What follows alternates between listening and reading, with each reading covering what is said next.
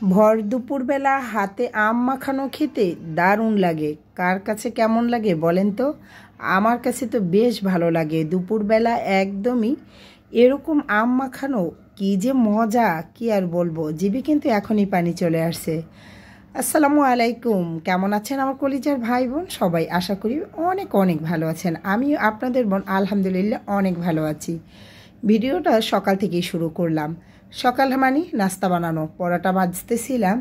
আসলে পরোটাগুলো মানে রুটিগুলোই তেলে ভাজতেছিলাম। আসলে সকালবেলা নাস্তা বানানো একটা প্যারা, তারপরও প্রতিদিনই বানাতে হয়। আজকে শরীরটা তেমন একটা ভালো না, অনেকক্ষণই শুয়েছিলাম। তারপরে দেখি অনেকটা সময় চলে গেছে। আর একটা সুবিধা হয় কি জানেন, ফ্রিজে যদি সব কিছু বাটা মশলা থাকে তখন অনেকটা সমস্যা থেকে বাঁচা যায়। যাই হোক, দেরি করে ওঠার পরে ওমা দেখি যে একদমই বাটা মশলা দিয়ে একেবারে সব কিছু কড়াইয়ের মধ্যে দিয়ে দিছি। আদা বাটা, রসুন বাটা, পেঁয়াজ বাটা, দারচিনি, এলাচ সব বাটা মশলা ছিল।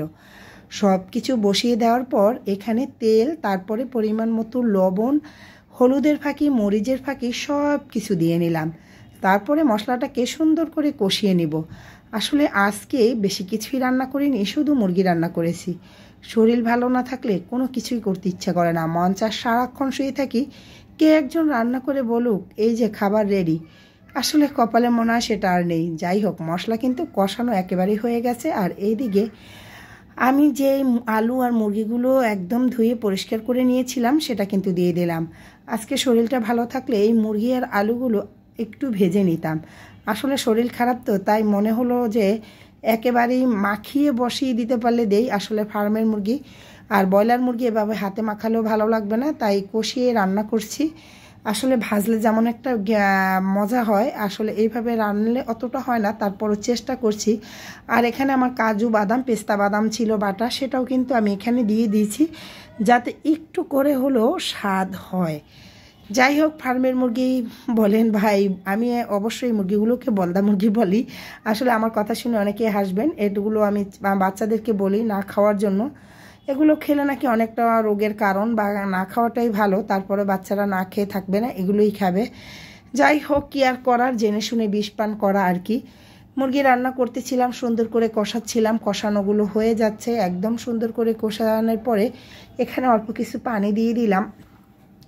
তারপরে সুন্দর করে সব মশলা একটার সাথে একটা ভালো করে মিশাচ্ছিলাম। আসলে কালারটা যতটা সুন্দর হয়েছে, ভাবছিলাম এভাবে কষিয়ে রান্না করি হয়তো বা মজা হবে না।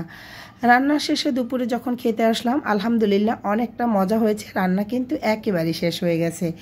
একদমই মাখা মাখা একটা ঝোল রেখেছি। এখানে শুধু আমি ফাঁকি মশলাটা দেব, গরম মশলা যে ফাঁকি করে রাখি, যেটা রান্না শেষে দেই, সেই মশলাটা শুধু এখানে অ্যাড করব।